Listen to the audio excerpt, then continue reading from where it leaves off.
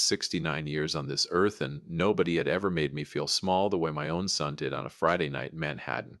Not my first boss who told me I'd never amount to anything. Not the bank that rejected my first loan application 3 times. Not even my ex-wife Sandra, who left me for her spin instructor and had the audacity to keep the dog. Not the cardiologist who told me at 52 that my heart needed to slow down. Not the business partner who stole my client list in 1987 and shook my hand at the door on his way out. Nobody. Not once. Not in 69 years. Until Jordan. Welcome back to Dad's True Revenge. Grab your snacks, get comfortable, and remember the people in these stories had every chance to behave themselves. They just chose wrong. Drop a comment and be sure to subscribe. You're gonna love it here. The gala was his idea. Naturally, Jordan Price, my son, my blood, my greatest achievement, and my most confusing disappointment, had organized a charity fundraiser at the Meridian, one of those impossibly elegant venues on Park Avenue where the chandeliers cost more than most people's cars and the waitstaff look at you like they graduated from a better university than you did. $600 a plate, 200 guests, black tie, the whole thing. He called me 3 weeks earlier, voice dripping with the particular brand of enthusiasm he reserved for things that benefited him directly. Dad, you have to come. It's going to be incredible. I need my family there. I should have known then. Jordan didn't need people. Jordan needed audiences, but he was my son. So, I pressed my good suit. The navy one, Sandre always said, made me look distinguished. Shine my shoes. Took the subway from my apartment in Queens because I still refused to pay Manhattan parking prices on principle and walked into the Meridian at 7:15 on a Friday evening, feeling, if not exactly proud, at least present. The room was stunning. I'll give Jordan that. Crystal everywhere. Soft gold lighting, a string quartet in the corner playing something that probably had a French name. 200 of New York's most self-congratulatory citizens sipping champagne and telling each other how generous they were for showing up. I found my seat, table 14, which I later realized was the farthest table from the stage, and introduced myself to the people around me, a couple from Westchester, a real estate developer from Brooklyn, a woman named Patricia who kept checking her phone and sighing loudly. Normal people, my kind of people. Jordan found me during cocktail hour, shook my hand like I was a colleague, and said, "Dad, you look great, glad you could make it," before someone more important appeared over my shoulder and pulled him away mid-sentence. I raised this man, I thought. I packed his lunches. I drove him to school in the rain. I co-signed his first apartment lease. I sat in hospital waiting rooms alone at 2,000 in the morning when he was 7 years old and running a fever that scared me more than anything I've experienced before or since. And he shook my hand. I had a glass of wine. Then another ate the bread because at 69 I've earned the right to eat the bread without apology. Listened to 3 speakers talk about youth entrepreneurship programs in underserved communities, which was genuinely moving and made me briefly forget that I was sitting at table 14 like an afterthought in my own son's story. Then Jordan took the stage. He looked incredible up there. I won't lie. Tall, sharp in his tuxedo, the kind of easy confidence that fills a room without asking permission. He got that from me, actually, though. I suspected he'd stopped believing that a long time ago. The crowd loved him immediately. He told 2 jokes. Both landed. He spoke about the foundation with real passion, and I felt something loosen in my chest. Maybe I was wrong. Maybe this is the Jordan I raised. Maybe. And now, Jordan said, grinning at the crowd like he was about to reveal something delightful, we're going to do something a little different tonight. The room leaned in. How many of you have a dad? Laughter, hands raised. How many of you have a boring dad? More laughter, more hands.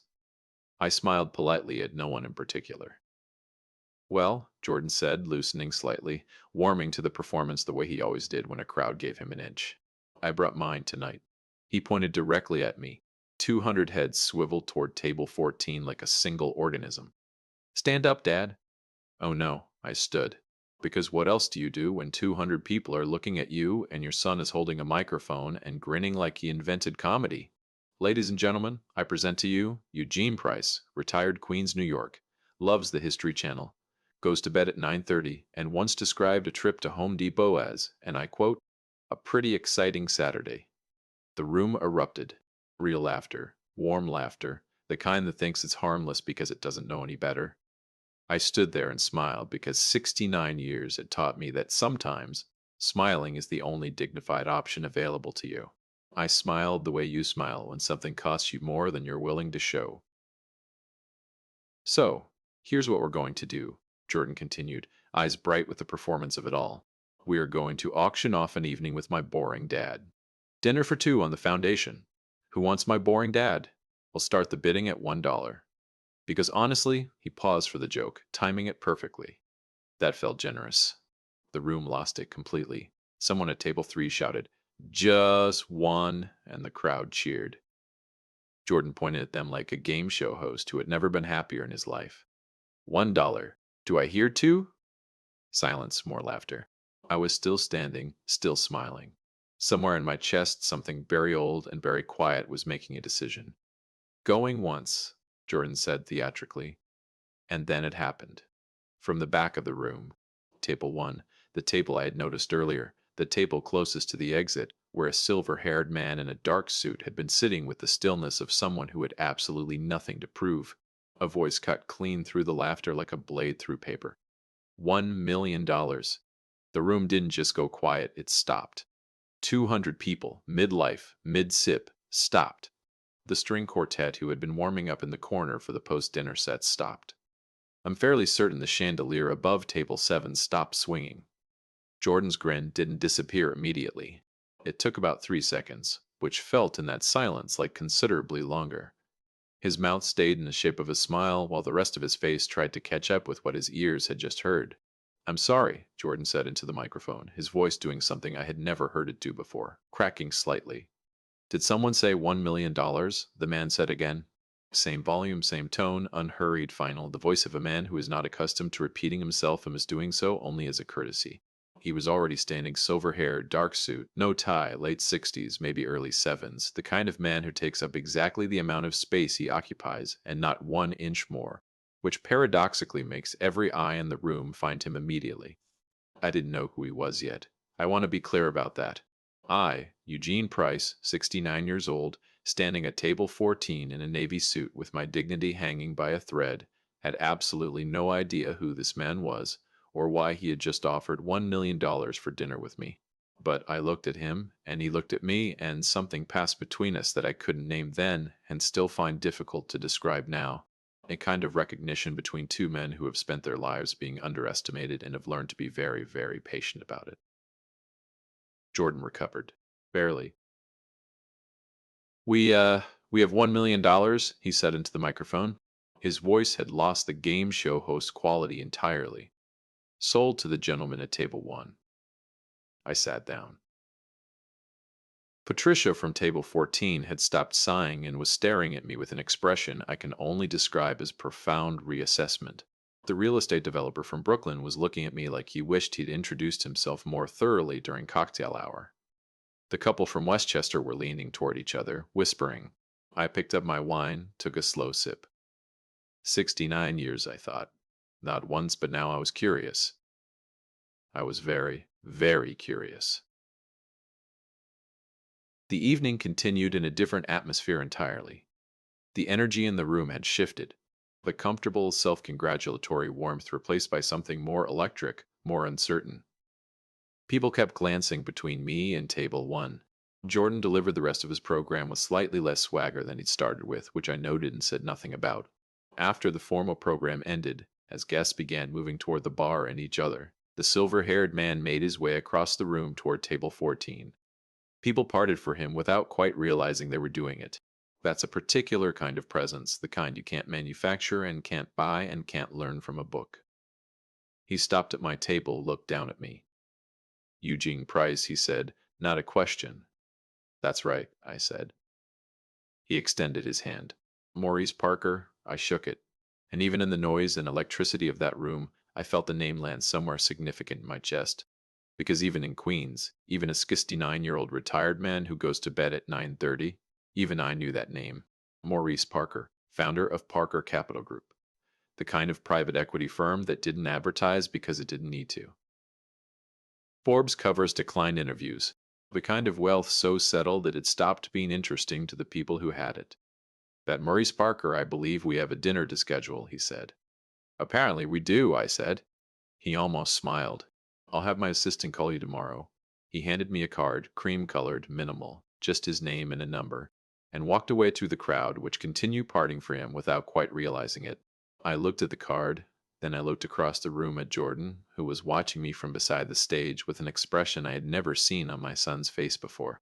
It was the expression of a man who has just realized he may have fundamentally misread a situation.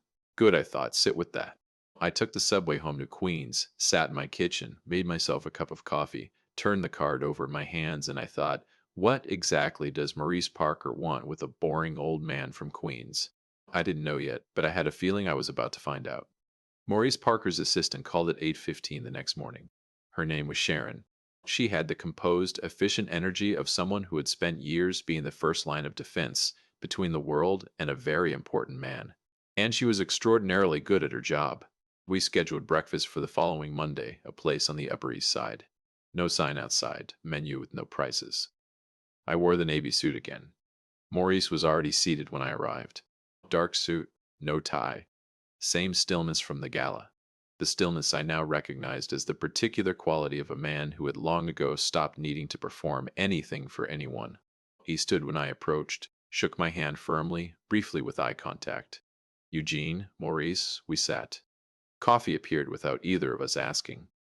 I decided immediately that I liked this place. I'll be direct, Maurice said, wrapping both hands round his cup.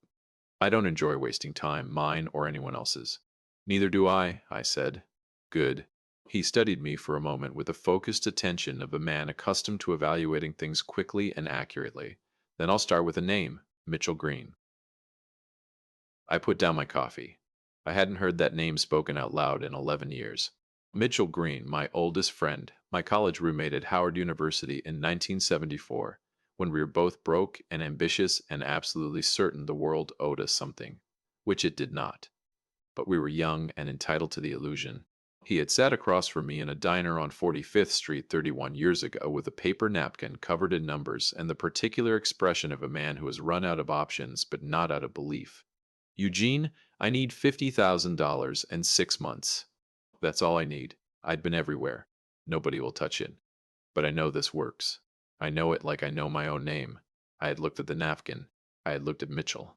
And I had thought, this man has never lied to me in 30 years of friendship, not once.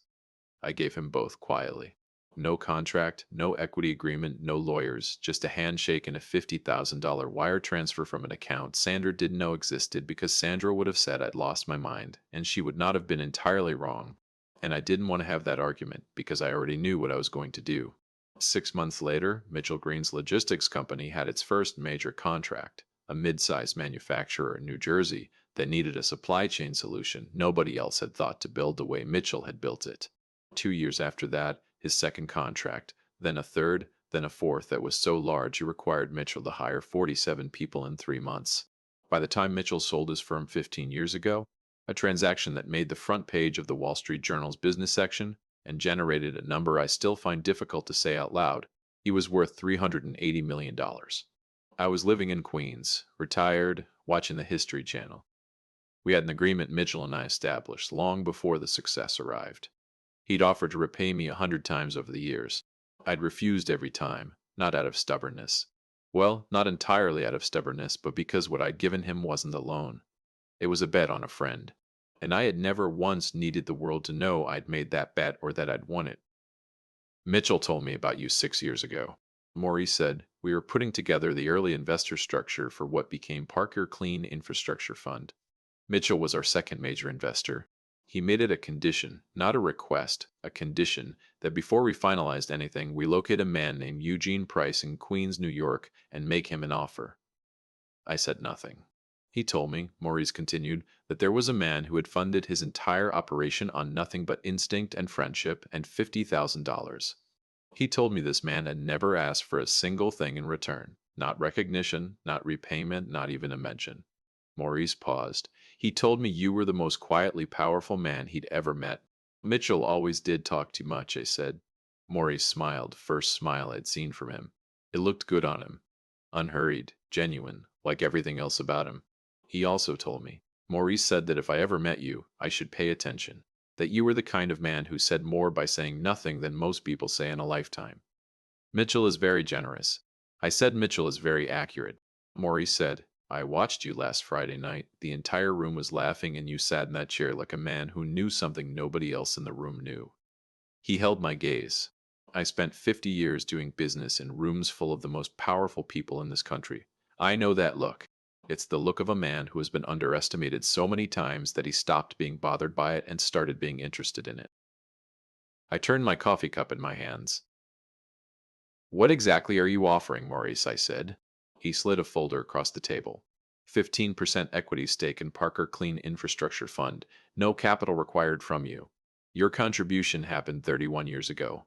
Mitchell's investment, which seeded a significant portion of our initial raise, traces directly back to that $50,000 wire transfer you sent him in 1993.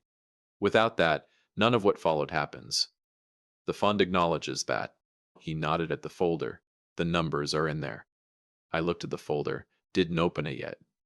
Why didn't Mitchell call me himself? I said. Because Maurice said he was afraid you'd say no out of stubbornness. Fair, I thought. He's not wrong, I said. He usually isn't, Maurice said. Open the folder, Eugene. I opened the folder. Eugene. I'd opened the folder. I didn't expect the specific figure printed on the first page. What I will tell you is that it had enough zeros to make a 69-year-old man from Queens sit very still for a very long time and reconsider every decision he'd ever made that had led to this exact moment in this exact room. With no prices on the menu. I closed the folder. I need to think about it, I said. Of course, Maurice said. And I need to understand, I said carefully, why you stood up at that gala.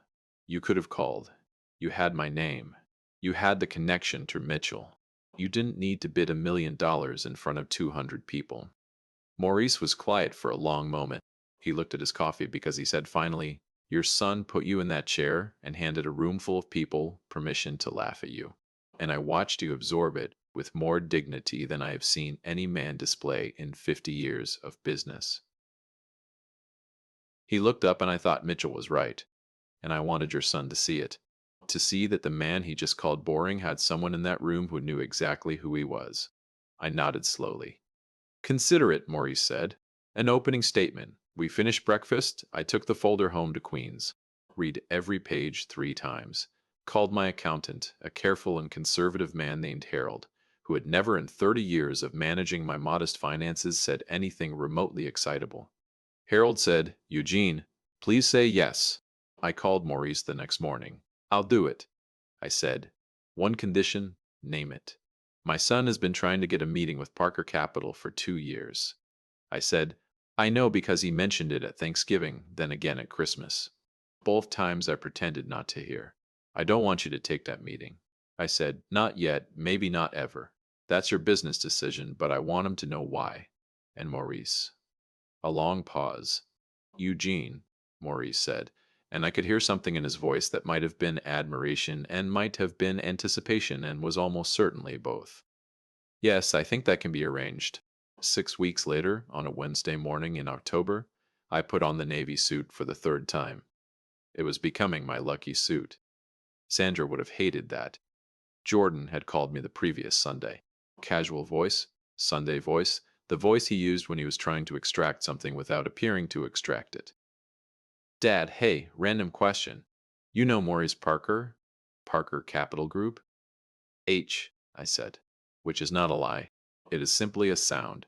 I've been trying to get a sit down with his team for 2 years. Nobody gets through. Literally nobody.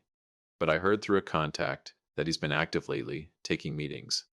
And I just thought Jordan paused. You don't know anyone who might know him, do you? Like from your old network or whatever. Can't think of anyone, I said pleasantly. Right. Yeah, long shot. A beat. Hey, you should come to dinner soon. I feel like I haven't properly seen you since. He stopped himself. He knew since when. Just soon.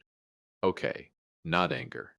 Anger had long dissolved, somewhere between the Upper East Side and Harold saying words he'd never said before. Not satisfaction, not yet. What I felt was patience, the specific, deliberate, finely aged patience of a man who has been quiet for 6 decades and has finally, carefully decided to speak. Maurice had designed the meeting with the precision of a man who understood that the architecture of a moment matters as much as the moment itself. Jordan had been corresponding with a junior associate at Parker Capital for 3 weeks. A carefully managed exchange that gave Jordan just enough hope to show up prepared, just enough uncertainty to make him nervous, and just enough prestige to make him bring two of his board members. He apparently spent the morning of the meeting telling his assistant Renee that this was the most important meeting of his career. Renee, who I had met once at Christmas and who had given me her card and said with complete sincerity, "Mr. Mustier, Price, your son mentions you more than he realizes," had texted me that morning. "He's nervous," she wrote. "He picked his outfit last night. I arrived at Parker Capital's offices on 6th Avenue at 9:15, 43rd floor. The kind of view that makes you feel the city was arranged specifically for your benefit. Sharon Maurice's assistant met me at the elevator. Mr. Price," she was composed, efficient, excellent. "Mr. Parker will bring you in at the right moment. There's coffee in the side room." "Thank you, Sharon." She paused at the door of the side room. "Mr. Price, Mr. Parker told me what this meeting is about." She allowed herself the smallest, most controlled smile I have ever seen on a professional's face. "I've worked for him for 11 years. I have never seen him enjoy preparing for something this much." She left. I sat in the side room with my coffee and listened. Jordan arrived at 9:30. I heard him in the corridor, bright, performance ready. The particular voice he deployed when he needed something from someone important, warmer than his regular voice, slightly faster, the voice of a man who has rehearsed. "This space is extraordinary. Really, we've admired everything Parker Capital has built. The infrastructure fund, especially the vision behind that, is just remarkable. I raised this man. I thought I built this moment. Maybe those two things are not unrelated." The meeting began. Maurice's voice through the wall, measured, unhurried, genuinely curious about Jordan's foundation, its structure, its goals, its funding model. Jordan answered, "Well, I want to be honest about that. My son is genuinely talented. He spoke with intelligence and clarity and real passion about the work his foundation was doing in underserved communities, and I felt the familiar, complicated pride that has followed me through 35 years of fatherhood. The pride that sits right next to the grief of being misunderstood by the person you're proudest of." 22 minutes into the meeting, Maurice said, "Before we go further, there's someone I'd like to bring in. He's been involved in our fund from the beginning, and I think his perspective would be valuable here." A pause. "Of course," Jordan said. I heard the pause in his voice, the slight recalibration. "Who else is coming?" Sharon opened the side room door, nodded at me. I stood, straightened my jacket, picked up my briefcase, the old leather one Sandre always hated, the one I've carried for 22 years because it's been everywhere with me, and I see no reason to change. I walked into the conference room.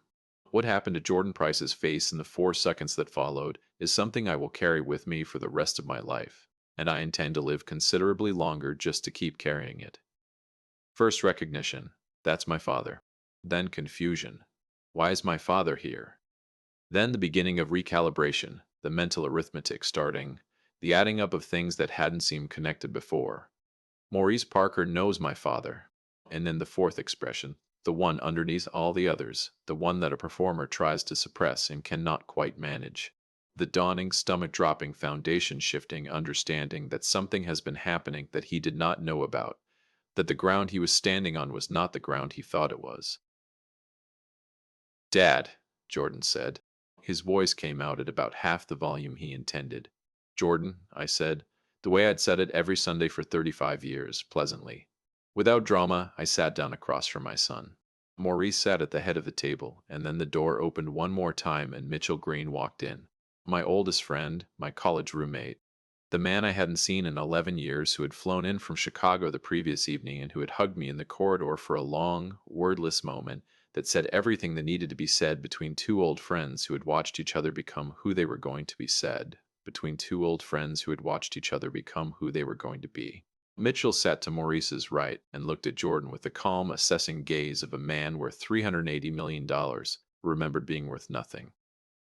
Jordan looked at Mitchell. I watched him recognize the name. I watched him understand that the man who had built one of the most successful logistics companies in American history in the last 30 years was sitting across from him. I watched him begin slowly, painfully, like a man reading a map upside down and then turning it right side up to understand the shape of what he was looking at. "Jordan," Maurice said, folding his hands on the table with the quiet authority of a man who had run 10,000 meetings and knew exactly how this one was going to go. I want to be transparent with you because I believe transparency is important and because I think you deserve to understand the full picture of what this meeting is. Jordan nodded. The performance had left his face entirely. What remained was just my son, 35 years old, suddenly looking younger. Your father and I are partners, Maurice said. 15% equity stake in Parker Clean Infrastructure Fund. That partnership was finalized 6 weeks ago. He let that sit. It was established because of a decision your father made 31 years ago. A decision that I won't detail unless he chooses to. That is foundational to everything this fund is built on. That is not a word I use loosely or generously. It is the accurate word. Silence. Jordan turned to me. Dad, let him finish, I said gently but firmly enough. I also want you to know, Maurice continued, that your foundation's work is genuine and your proposal is strong. Your team has done serious work, and under different circumstances, this would be a different conversation. A pause. The specific pause of a man who has chosen his next words with great care. But I've been aware of your outreach to Parker Capital for 2 years, and I made a decision not to take that meeting. I want you to understand why, because I think you've earned that explanation. Jordan was completely still. His two board members, whom I had met approximately 90 seconds ago, were sitting with a particular frozen quality of people who have realized they are witnessing something private and have no exit. The night I met your father, Maurice said, I watched a 69-year-old man be placed in a chair on a stage in a room full of people he'd never met by his own son and made into a punchline. And I watched him absorb every second of it, with more dignity and more grace than I have witnessed any person display in 50 years of business. Maurice's voice didn't rise. It never needed to. I don't do business with people who can't recognize the value of what's in front of them. And I don't make exceptions to that. The room was so quiet I could hear the city 43 floors below. Mitchell Green was looking at the table. His jaw was moving very slightly, the way it always had when he was trying not to smile. Jordan's eyes were wet. My son, who could perform anything, was not performing now. His jaw worked silently. Dad, just the word stripped of everything else. I didn't. I had no idea. I know you didn't. I said it was supposed to be funny. I wasn't trying to, Jordan. I leaned forward, looked at my son, really looked at him the way I used to when he was small and frightened and needed someone to tell him the true shape of things.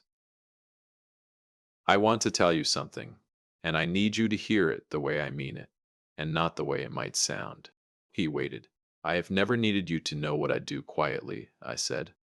I didn't give Mitchell that money for recognition. I didn't spend 31 years turning down repayment because I wanted to be discovered. I did those things because that is who I am.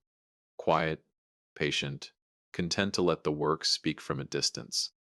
I held his eyes, but I am 69 years old. And I sat in that chair, and 200 people laughed. And you pointed at me and called me boring in a room full of strangers, and it cost me something I am not going to pretend it didn't cost me. Jordan's jaw was tight.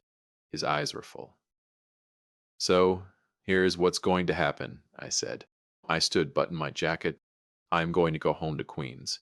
I am going to find something at Home Depot genuinely interesting. And you are going to sit with this? I looked at him steadily. Not as punishment, as information about who your father is, about what quiet looks like when it's actually been paying attention all along. I picked up my briefcase. Your foundation is good work, Jordan.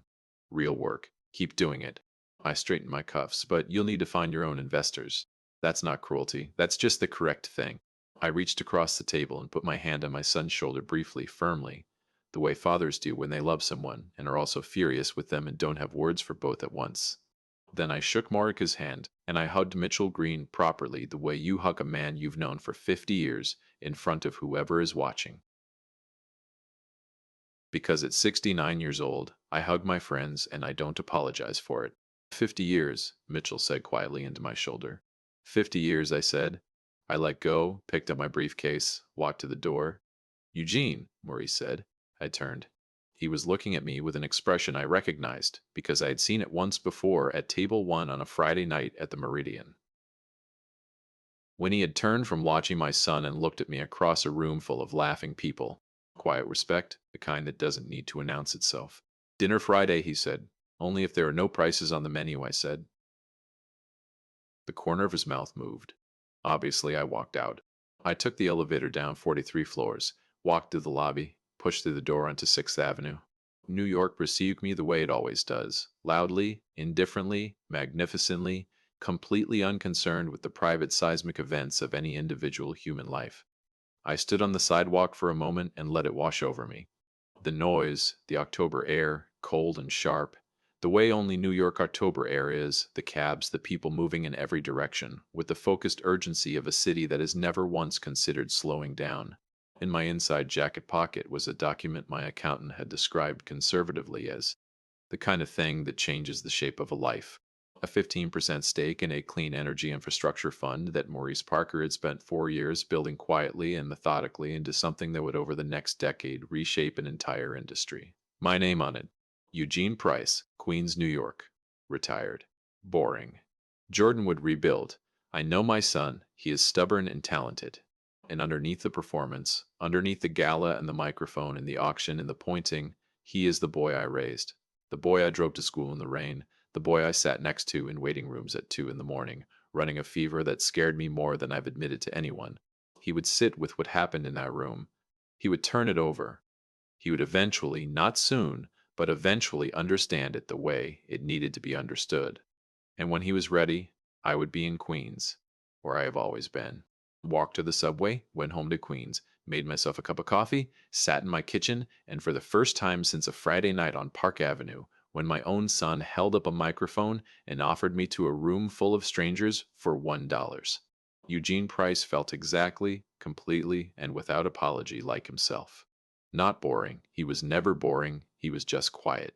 And the thing about quiet men, the thing Jordan Price was only now beginning to understand, 43 floors up in a conference room on 6th Avenue with Mitchell Green's eyes on the table and Maurice Parker's words still in the air, is that quiet is not the same as absent. Quiet men see everything. Quiet men remember everything. And quiet men, when they finally decide the moment has arrived, when they button their jacket and pick up their old leather briefcase and walk out of a room they have just rearranged completely. Quiet men do not look back. They don't need to. If you like this story, join our community by hitting that like button and subscribing for more real, raw, and family centered stories. And as always, thank you for being a part of this sphere.